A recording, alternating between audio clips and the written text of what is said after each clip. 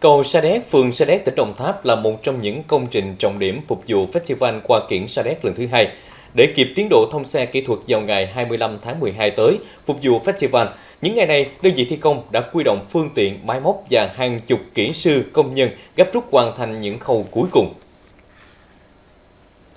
Ghi nhận tại công trường, hiện phần cầu chính đã cơ bản hoàn thiện, đơn vị thi công đang thực hiện thảm nhựa mặt cầu, phần đường dẫn lên cầu và hoàn thiện hệ thống cống thoát nước. Theo hồ sơ thiết kế, cầu Sa Đéc có chiều dài 240 m, mặt cầu rộng 12 m, độ tĩnh không thông thuyền 7 m sẽ giúp các tàu xà lan trọng tải lớn có thể lưu thông qua kênh Lấp Vò Sa Đéc thuận lợi và an toàn.